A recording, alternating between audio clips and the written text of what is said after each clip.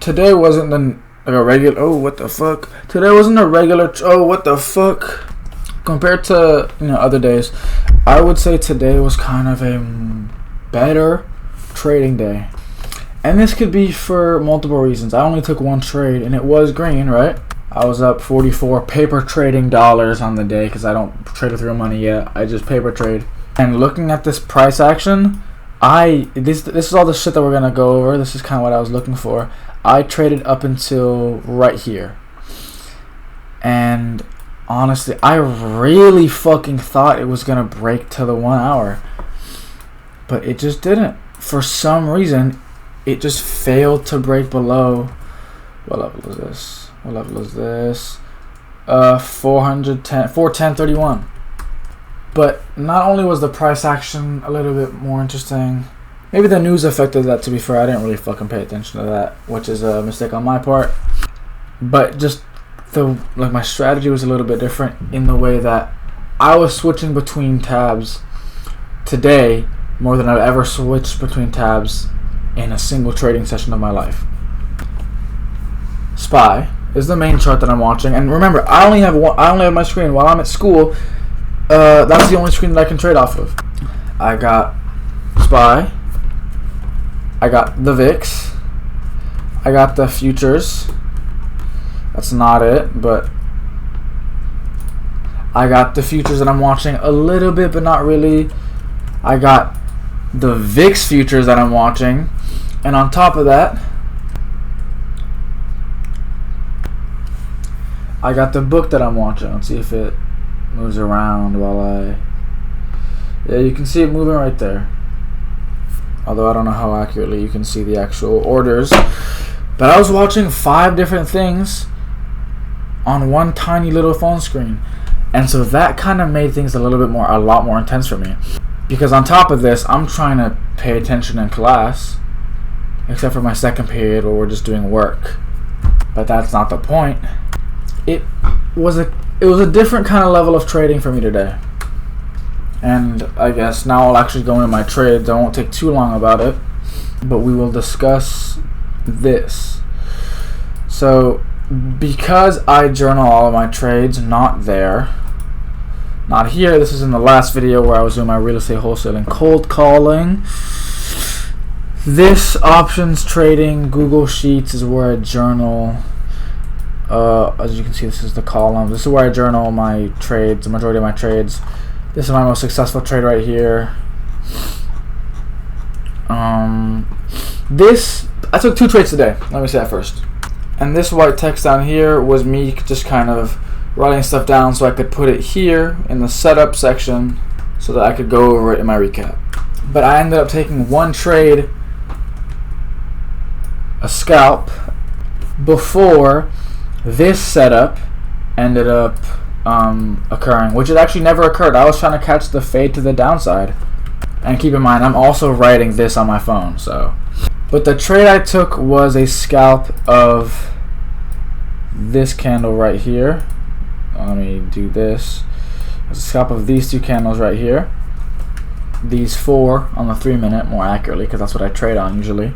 And let me just go. Okay, give me a second. As I kind of went over, predicting that it'll come back from the daily level just based on the price action is what I meant to say. As you can see, this big candle at 11.25 or 27.25. I go to the 5-minute, 11.25.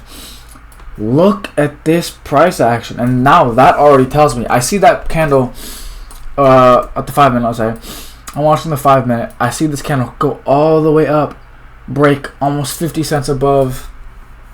And then before it closes, it comes all the way down and ends up closing almost 15 cents below.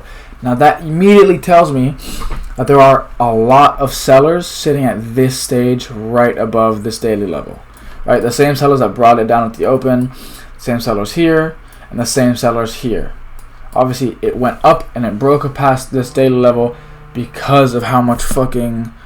Oh no, they're calling right now because of how much buying volume they had right here. So after seeing the sellers clearly show themselves through just this price action alone, and you can see how much more volume this one candle had compared to all the other ones around it. This automatically is a small indicator that it's going down, and it did, right? It went from all the way up here straight to down here, which would have been a fantastic move, but I didn't catch all that. I entered maybe about here.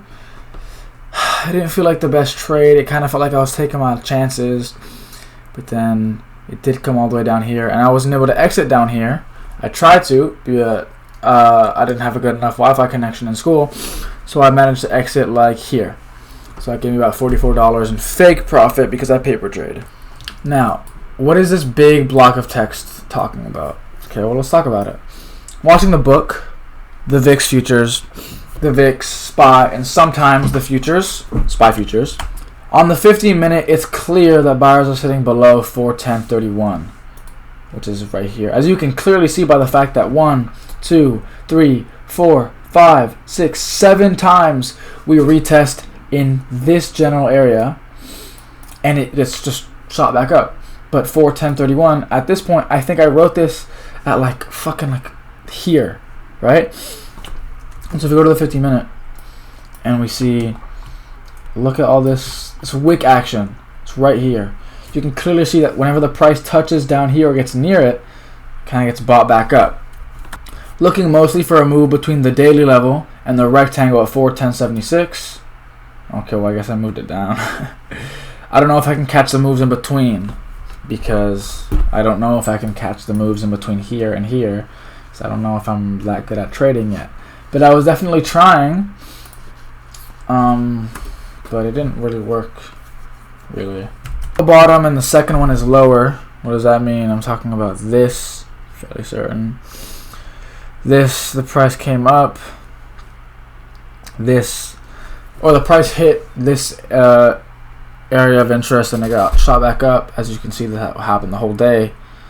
But the same thing happened here, except the price came lower and then it got shot up even higher, which to me kind of shows that Wall Street let the price flip a little bit below where it did last time, so they had to rally it back up even more to keep the price away from their price level. And you know, each time we hit that level, price shoots back up, as you can clearly fucking see. The 3-minute candle at 11.25 is a huge indicator that the daily level is going to take a lot to break above, which, I mean, it was this candle. I don't know why I thought it was a 3-minute. Third bottom is higher than the second, could mean bull action, which is this bottom, higher than this one. Call it a head and shoulders, but I don't pattern trade. Watching the fourth touch of the level, which was right down here. Not trying to jump the gun, because I remember just watching these candles get formed, and I was kind of hoping that, or the thesis, I don't play on hope because this is the stock market, anything can happen, but I was trying to get confirmation for the price to move all the way down here. That would have been a fantastic trade. Not trying to jump the gun, kind of like how I did here. That's kind of what I felt with my first trade. I feel like I jumped the gun a little bit, but I did get a little bit lucky. But I'm going to try not to do that anymore. Watching VVP, volume, volatility, and price action. Watching the tape, and watching VIX. But the lunch bell just rang. And so I kind of just left it there. And I mean, I did check a couple of times while I was at lunch, but it never broke down. So I don't know. That could be because of the news, though. Because I'm pretty sure the news was at 2:40 in the day. And I don't know what the news said or who was speaking. Forgot who was speaking. But yeah, like there was enough price action for you to take some moves, right?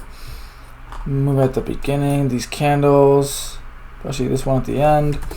But I'm not good enough yet, so I'll keep trying.